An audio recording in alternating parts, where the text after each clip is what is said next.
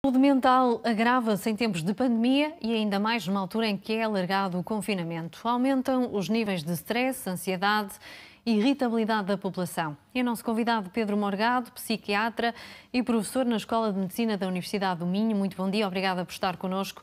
A saúde mental não foi esquecida pela Organização Mundial da Saúde, que fez recomendações logo no início da pandemia. Essas recomendações estarão a ser postas em prática? Olá, bom dia. Essas recomendações têm que ser postas em prática por todos nós, todos os dias. De facto, todos nós estamos a experienciar medos, estamos a experienciar ansiedade e a primeira mensagem que eu gostaria de transmitir é que num momento destes, num momento tão extraordinário como estes, esses sentimentos são normais.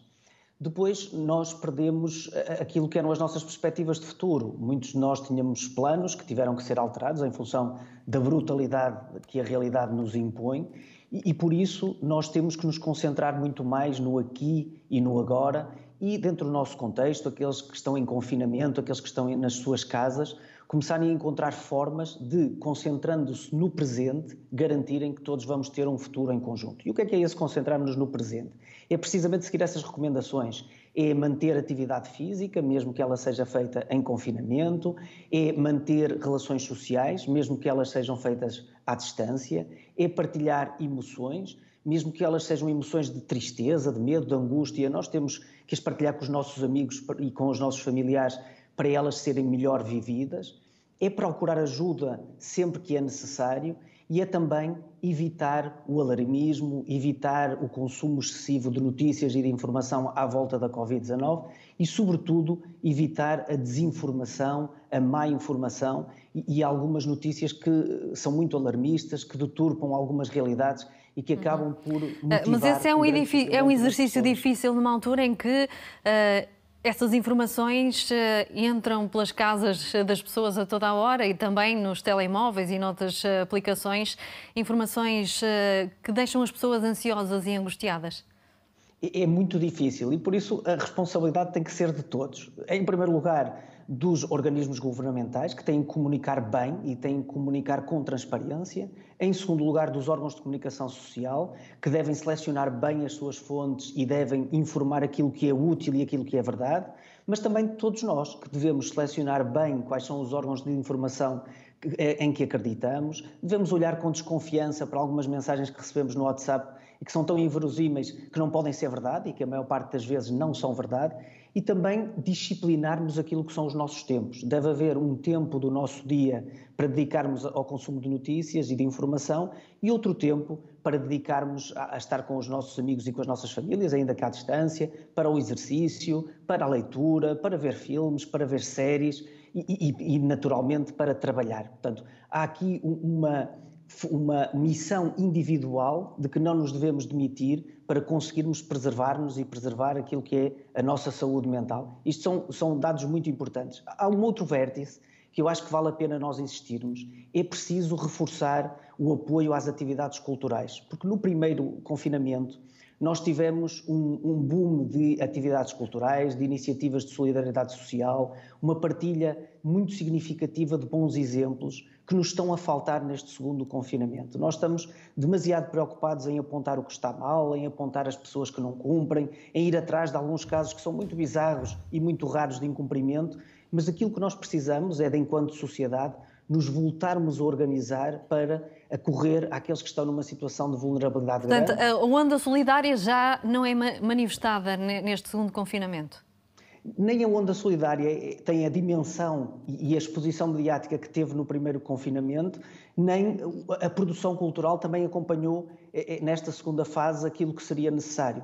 E isto tem a ver com opções que também são opções políticas e opções da sociedade. Porque se é verdade que num primeiro momento nós tivemos muitas figuras públicas, muitos artistas, que através dos seus testemunhos e das suas iniciativas nos ajudaram a todos e promoveram saúde pública dessa forma, nesta fase estamos todos cansados, os artistas e as pessoas do meio cultural estão a passar também por muitas dificuldades e, portanto, este é um investimento que nós também temos que fazer enquanto sociedade e que o Estado tem que voltar a fazer, porque através da cultura, através da atividade física, através de todas essas atividades que podemos desenvolver em paralelo, nós também preservamos a saúde de todos e dessa forma contribuímos para controlar melhor aquilo que é a transmissão do vírus.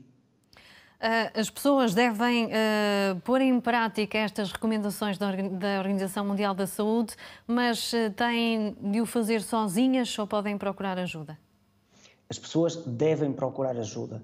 Como eu disse logo no início, é normal sentirmos ansiosos, tristes, é normal sentirmos medo.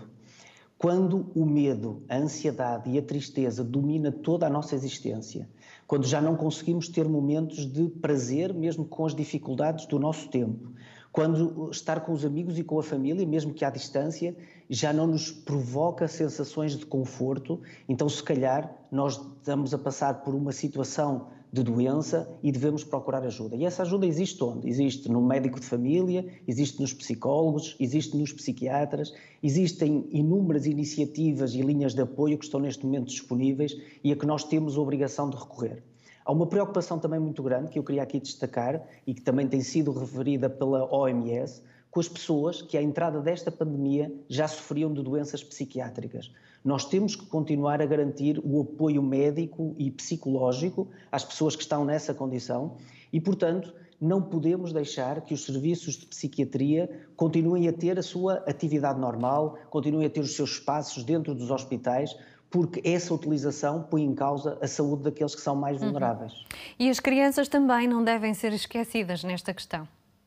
Seguramente. As crianças estão numa fase que é fundamental para o seu desenvolvimento. O tempo no desenvolvimento não volta para trás. E se é verdade que nós podemos recuperar algumas das coisas que são perdidas ou que não são adquiridas, nós temos que ter uma atenção muito, muito particular àqueles que estão em idades críticas do desenvolvimento, e aqui falamos sobretudo da infância e da adolescência. Há, obviamente, neste momento de pandemia, um componente de aprendizagem no que é lidar com a adversidade, do que é gerir o medo, que nós não devemos desprezar.